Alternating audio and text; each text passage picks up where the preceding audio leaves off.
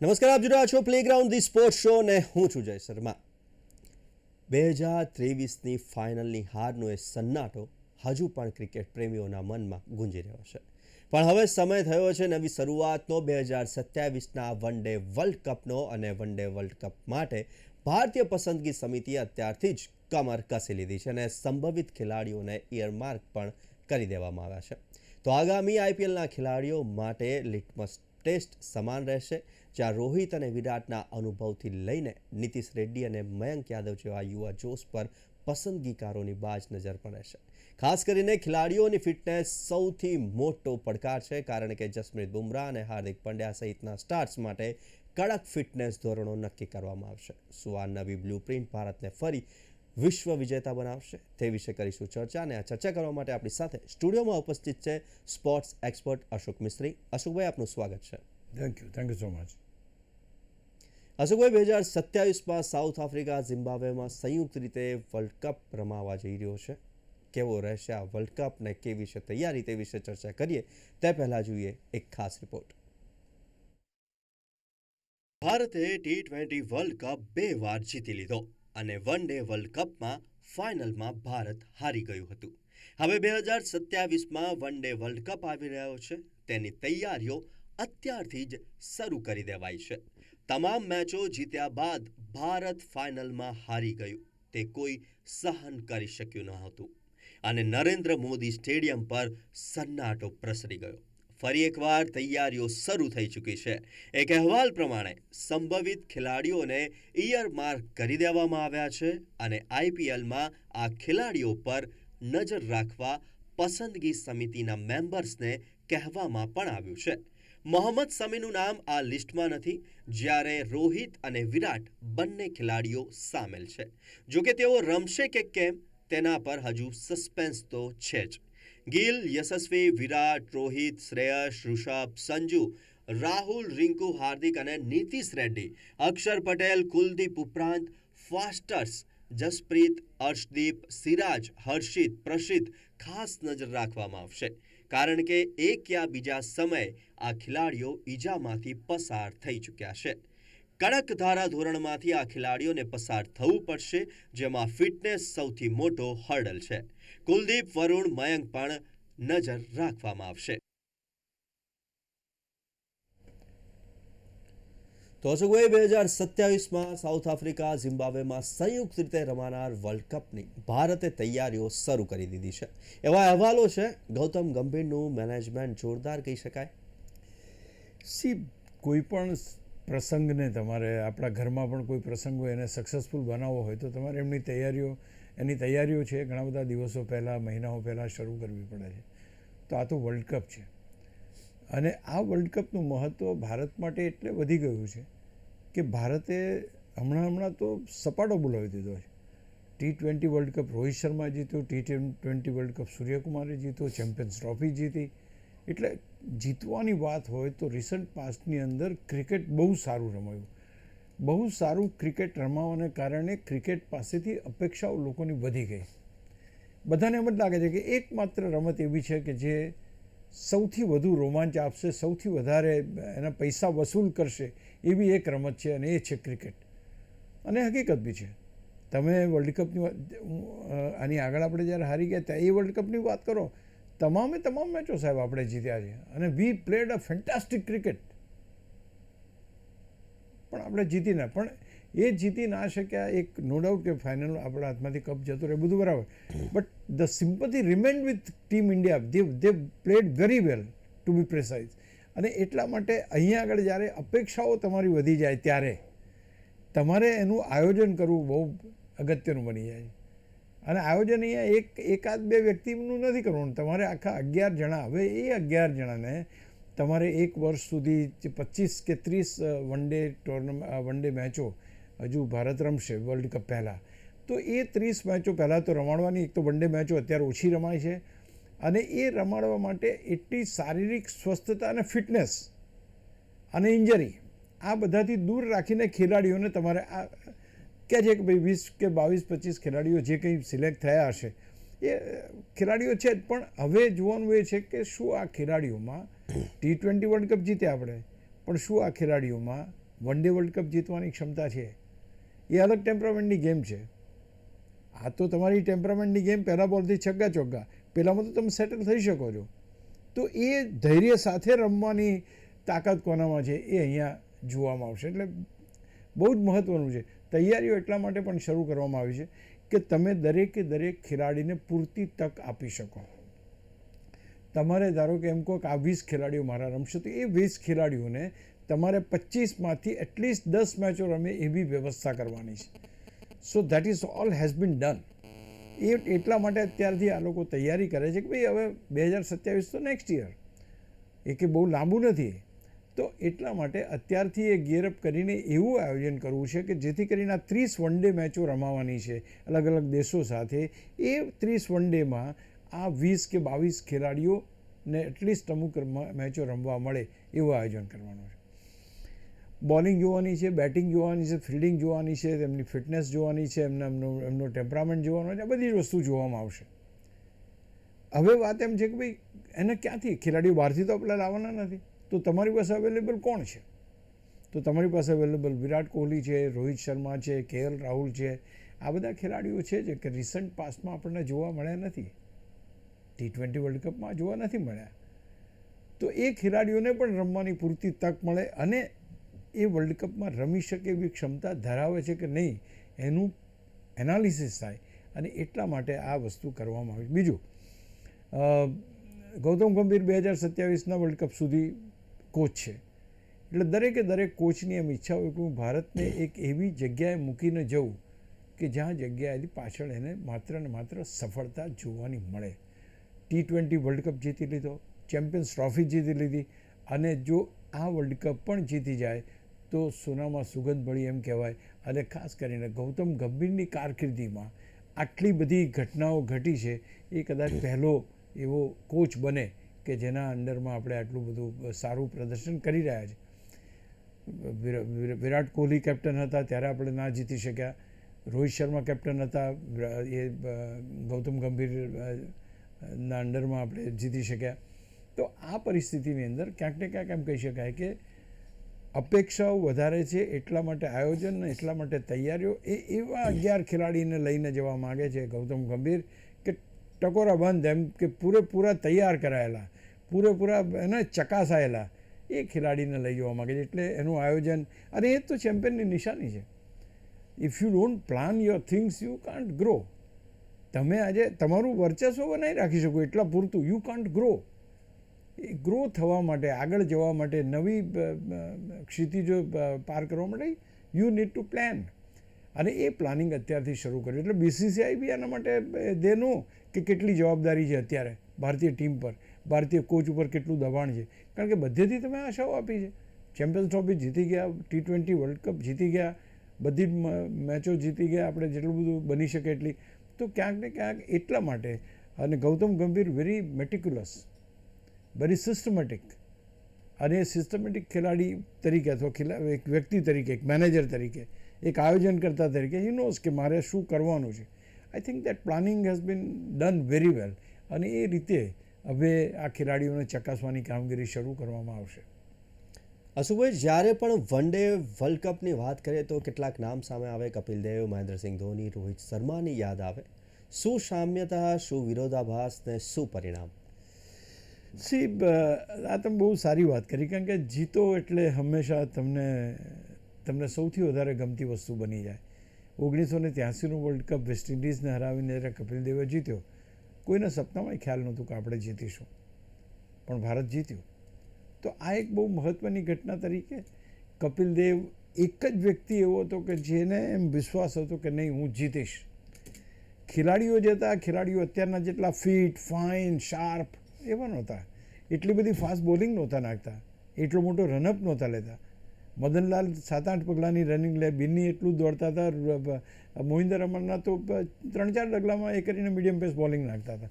તો કહેવાનું તાત્પર્ય છે કે એ જે વર્લ્ડ કપ હતો એ બિલકુલ રો ખેલાડીઓથી ભરેલો વર્લ્ડ કપ હતો, અને એ બધાએ ભેગા થઈને વિજય અપાયો. અને એમાં સૌથી મોટો why we remember Kapil Dev કે 175 એણે ઝિમ્બાબ્વે સાથે માર્યા. જો એ ના માર્યો તો આપણે ના હોત વર્લ્ડ કપમાં. તો એ જે 175 રન બનાવ્યા એ એટલા માટે કપિલ દેવને આજ સુધી લોકો યાદ કરે છે. એ રિચાર્ડ્સનો કેચ કપિલ દેવે કર્યો એ હજુ અમારા બિલકુલ અમારી સ્મૃતિ પટલ ઉપર અવેલેબલ છે. તો આ જે પરિસ્થિતિઓ છે એટલા માટે એને યાદ કરવામાં આવે. ત્યાર પછી આખો યુગ બદલાયો અને મહેન્દ્રસિંહ ધોની આવ્યા. મહેન્દ્રસિંહ ધોની અને કુલ કેપ્ટન, કોઈ જાતની એવું પ્લાનિંગ નહીં કે જે પ્લાનિંગની બહુ બધી ચર્ચા કરવામાં આવે. કહેવાય છે કે તો મેદાન ઉપર જઈને જ પોતાનું પ્લાનિંગ કરતા હતા એમ કહી શકાય. અને એ ખેલાડીએ એકદમ બિલકુલ શાંત રહીને ભારતને 2011નો વર્લ્ડ કપ જીતાડ્યો. I think that was amazing, કારણ કે કોઈ એવી શક્યતાઓ નહોતી. બધી બીજી ટીમો બહુ જોરદાર હતી અને એમાં જે એને કહેવાય ને કેપ્ટનશીપના પોટેન્શિયલ શું છે અથવા તો કઈ રીતના ગૌતમ ગંભીર was a part of that. એટલે ક્યાંક એણે જે જીતાડ્યા અને એ જે છેલ્લા બોલે એણે જે સિક્સ મારી અને સિક્સ મારીને જે આખું મીન્સ ઉન્માદ જોવા મળ્યો આપણને વાનખેડે સ્ટેડિયમ પર, અને જે રીતે એક દિગ્ગજ ખેલાડી સચિન તેંડુલકરને એ વર્લ્ડ કપ એને મીન્સ પ્રેઝન્ટ કર્યો હોય એ રીતે આપણે જીત્યા. એને ખભે બેસાડીને આખા મેદાન. તો આ બે ખેલાડીઓ આટલા માટે બહુ જ આપણને ગમે, આપણને યાદ છે કે આ બે વર્લ્ડ કપમાં આવી ઘટનાઓ ઘટી. 2023માં શું? 2023માં India has perform the best of their life. હું માનું છું કે તમામ મેચો ભારતે જીતી. And there was nothing which was against, કશું જ નહોતું. પણ ક્રિકેટની અનિશ્ચિતતાઓ જે છે એ અનિશ્ચિતતાઓ આપણને ત્યાં જોવા મળી. રોહિત શર્મા કેપ્ટન હતા, બીજી બાજુ પેટ કમિન્સ કેપ્ટન હતા. પેટ કમિન્સે એમ કહ્યું કે ભાઈ અમે 1,40,000 જે માણસો આવવાના છે એમને ખામોશ રાખીશું, અને એવી રમત રમ્યા, ખામોશ રાખ્યા. ભારત જીતી ના શક્યું. તો 2003 અને 2023 આ 2 વર્ષ બે એવા છે કે જ્યાં ભારત રનર્સઅપ તરીકે રહ્યું. એટલે આ પર્ટિક્યુલર વર્લ્ડ કપ એટલે યાદ છે કે રોહિત શર્મા તમામ મેચો જીત્યા છતાં પણ ફાઇનલ મેચ જીતી શક્યો નહીં. અને એનું જે ઘા છે અથવા તો એની જે વ્યથા છે એ વ્યથા જ્યારે એને T20 વર્લ્ડ કપ જીત્યો ત્યારે તમે જોયું તો જે રીતે ગ્રાઉન્ડને ચૂમીને એણે આખું એ કર્યું છે, ત્યાં નીકળ્યું એ બધું એક્સપ્રેશન નીકળ્યા કે હું મારી ધરતી ઉપર કરવા માગતો હતો એ ના કરી શક્યો, અહીંયા હું કરી રહ્યો છું. આઈ થિંક આ ત્રણની એટલી બધી જબરદસ્ત ઇમ્પેક્ટ છે ભારતીય ક્રિકેટ ઉપર. 1983નો વર્લ્ડ કપ એક્સ્ટ્રા ઓર્ડિનરી, ત્યાર પછી ક્રિકેટ એકદમ રમાઈને ફાસ્ટ બોલર્સ હોય ને એવું બધું શરૂ થયું. ત્યાર પછી 2011 એક નવું જ ક્લેવર, નવા ખેલાડીઓ, ફાસ્ટ બેટિંગ થતી અને બધું અલગ રીતે રમાતું થયું. અને રોહિત શર્માનું જે એ હતું એ ક્રિકેટ પણ બહુ જ સરસ ક્રિકેટ રમાયું. અનફોર્ચ્યુનેટ પાર્ટ એ છે કે વી couldn't make it to the lifting the trophy. તો હું માનું છું કે આ 3 વર્લ્ડ કપ ભારત માટે બહુ જ યાદગાર છે. અને આ બધી જ વસ્તુ, એટલે છેલ્લો જે વર્લ્ડ કપ આપણે હાથમાં ના આવ્યો, હવે વધારે સારી તૈયારીથી આપણે ઉતરવા માંગીએ છીએ. અને એટલા માટે આ તૈયારીઓ આપણને, અને 3 વર્લ્ડ કપની આપણે વાત કરીએ એમ તો 2007 પેલા T20 વર્લ્ડ કપ પણ જીત્યા આપણે, ચેમ્પિયન્સ ટ્રોફી પણ જીત્યા, 24-25 ટ્રોફીઓ આપણે ICCની જીત્યા એવું નથી.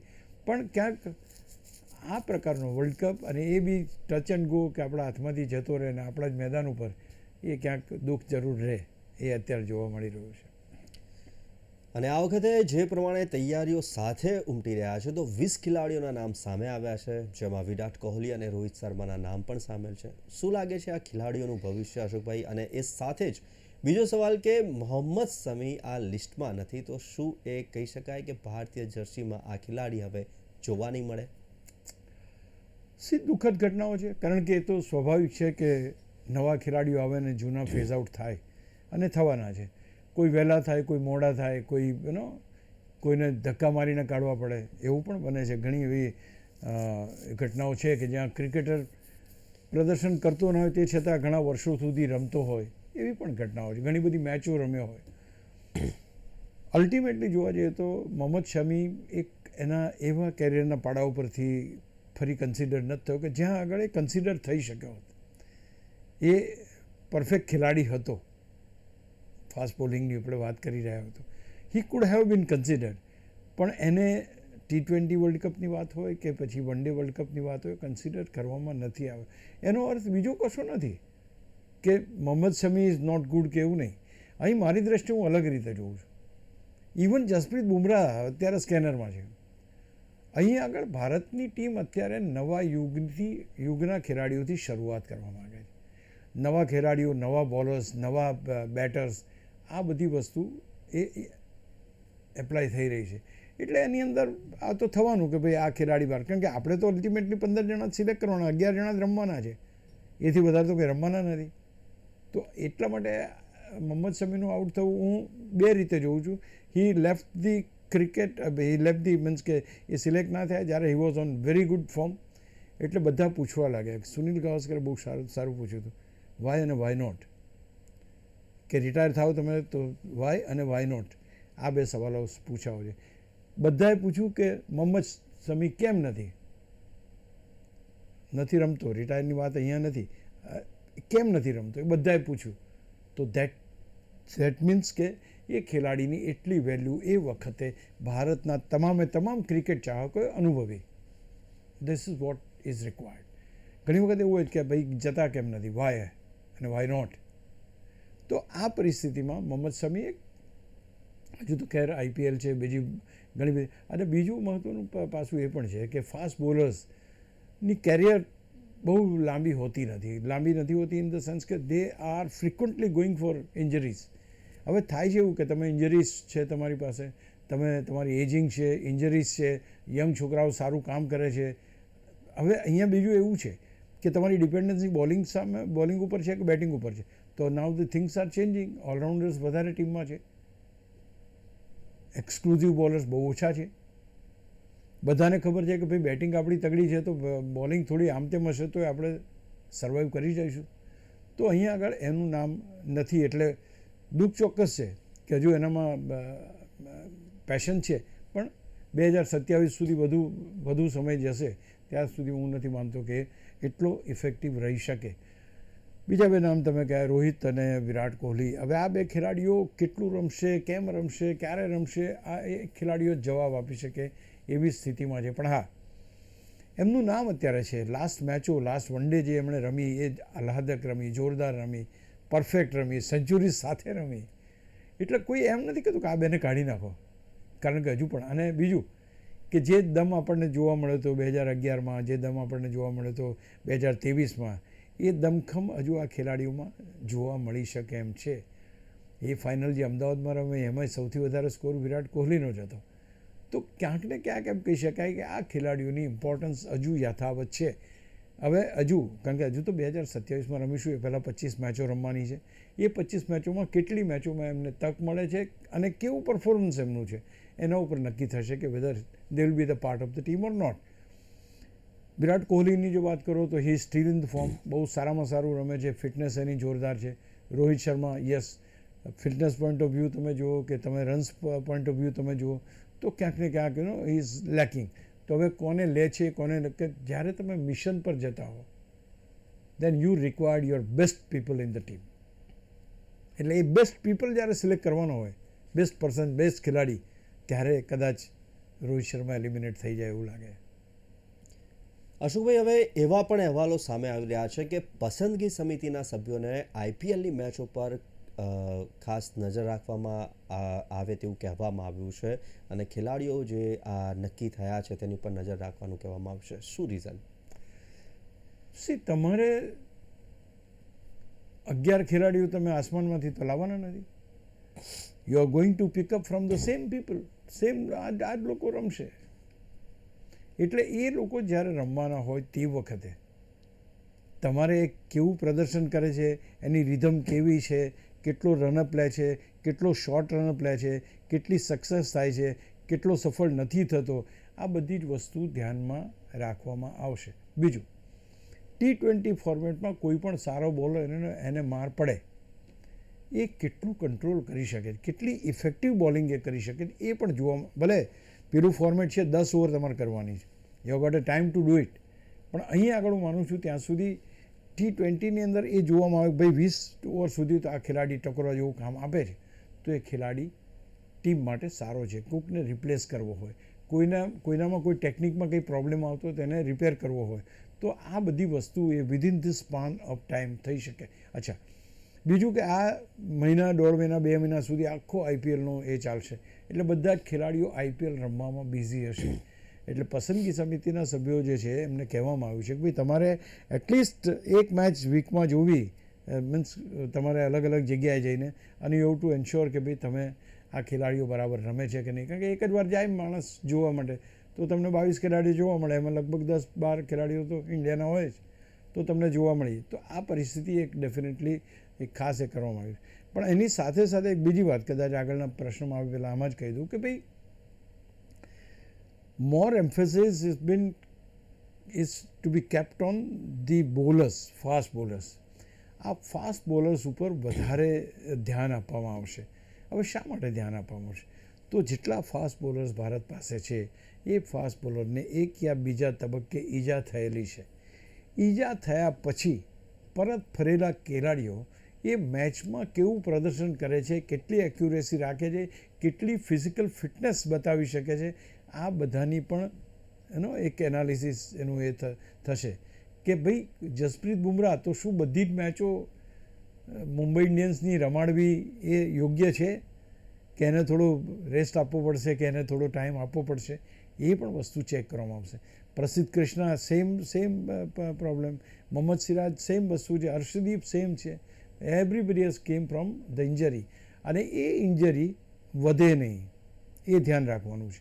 એ ઇન્જરી આપણને વન ડે વર્લ્ડ કપની અંદર આપણે ખોટા ખેલાડીને પિકઅપ કરીને એમને કહે કે યાર આને તો ઇન્જરી હતી તોય કેમ લીધો, તો પહેલેથી ચકાસવા છે. દોડથી માંડીને ફિઝિકલ ફિટનેસથી માંડીને અને રન્સ આપવાથી માંડીને વિકેટો લેવાની આ બધી ગતિવિધિઓ ઉપર નજર રહેશે. કારણ કે આપણે અગેન આમાં કોઈ ખેલાડી પડતો મૂકો કાઢવાની વાત નથી.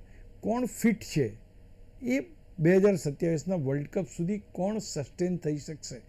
જસપ્રીત બુમરાહ હજુ આખો એક વર્ષ કાઢવાનું છે, શું એ એક વર્ષ સુધી ઇન્જરી વિના આગળ જઈ શકશે? હવે ધારો કે એ આપણો પ્રીમિયર બોલર છે, એને ઈજા થાય તો શું બેકઅપ પ્લાન શું છે તમારી પાસે? તો એ બેકઅપ પ્લાન પણ અહીંયા જ તમારે જોવાનો છે, અહીંયાથી જ ખેલાડીઓ તમારે પિકઅપ કરવાના.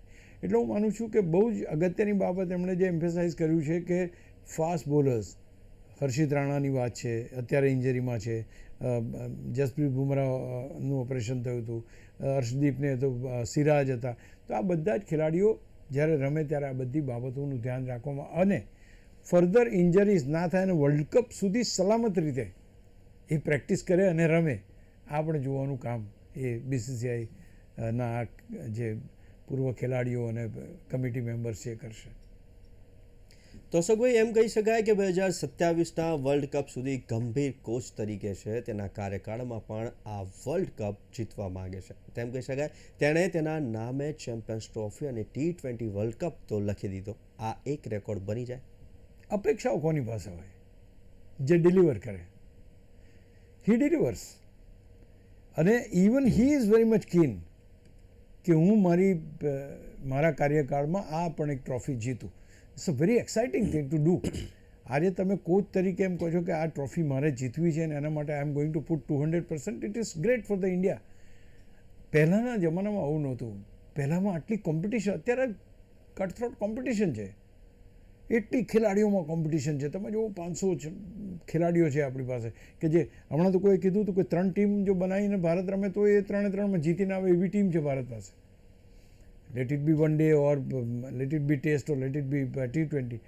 તો જ્યારે તમારી પાસે ટીમ પાવરફુલ હોય, જ્યારે તમારી પાસે કેપ્ટનશીપ પાવરફુલ હોય, જ્યારે તમારી પાસે વિલ હોય, જ્યારે તમારી પાસે સારામાં સારો લીડર હોય, તો વાય શુડન્ટ વી ટ્રાય? અને એટલા માટે બધેથી છે. અને અત્યારે વર્લ્ડમાં આપણે જુઓ વન ડેની અંદર નંબર 1 છીએ, T20માં નંબર 1 છીએ, ટેસ્ટ મેચમાં આપણે 3-4 ક્રમે છીએ. તો આ બધું કેમ બન્યું છે? Because we are performing. અને જ્યારે તમે પરફોર્મ કરો તો અપેક્ષાઓ વધે.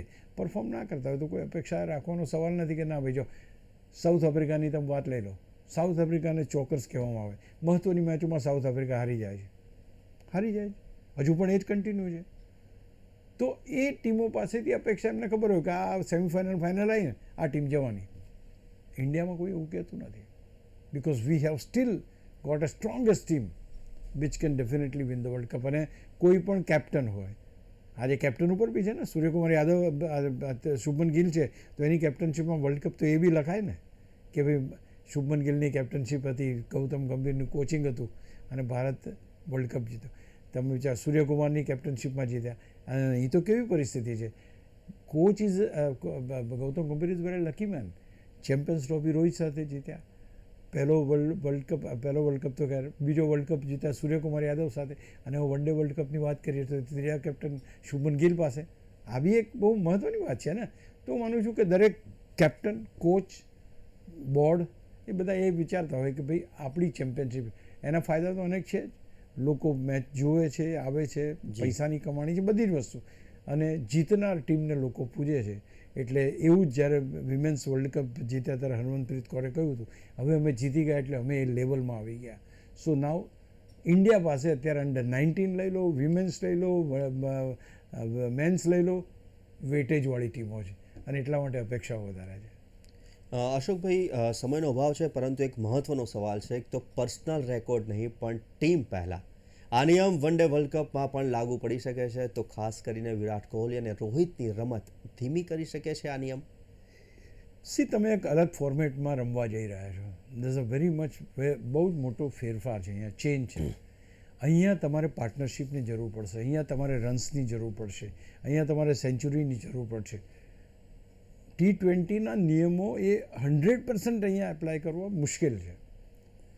કારણ કે અહીંયા તમારે સ્કોર બનાવવો હોય, જે એવો સ્કોર કે 350 રનનો સ્કોર, 400 રનનો, 350 રનનો સ્કોર બનાવવો હોય, તો જો તમારા ખેલાડી સારું રમે, લાંબુ રમે, તો જ એ સ્કોર બનશે. એટલે થોડુંક હું માનું છું કે ઓફકોર્સ એ પહેલાં જ ટ્રાય કરવામાં આવશે કે ભાઈ પર્સનલ રેકોર્ડ નહીં, તમે ટીમ માટે રમો. એમ લાગતું હોય કે ભાઈ 10 બોલ તમે બગાડો છો, તમારી સેન્ચુરી પૂરી કરો, દેન યુ ક્વિટ. પણ તમે 1-2 બોલ વધારે રમતા હશો તો કદાચ, હું નથી માનતો, 20 ઓવર સુધી બધું સમૂહસૂત્રું ચાલે છે. 31થી માંડીને 49મી ઓવર સુધી આ જે પરિસ્થિતિ છે એમાં ઘણી બધી તમારી પાસે ધૈર્ય ના હોય તો ઘણા ગંભીર પરિણામો ભારતે ભોગવ્યા છે. એટલા માટે વિરાટ કોહલી જેવા બેટ્સમેન કે જે એક છેડો પકડી રાખે એવા ખેલાડીની પણ જરૂર પડશે. ઓફકોર્સ જે છે કે ભાઈ ફાસ્ટ રમવાનું છે, દેટ ઇઝ ઓકે, પણ એ હવે ફાસ્ટ રમવાનું છે T20 માટે નહીં, પણ 50-50 માટે ફાસ્ટ રમવાનું છે. એટલે એ કેટેગરી 4 ઓવર હતી, અહીંયા 10 ઓવર છે બોલર માટે, અહીં તમારી પાસે રમવા માટે 50 ઓવર છે. તો એ કદાચ એ કાયદા જે આપણે T20માં જોયા એ થોડાક અહીંયા હળવા જોવા મળે. Nothing wrong in that. Personal record કરતાં ટીમ હંમેશા મહત્ત્વની હોવી જ જોઈએ.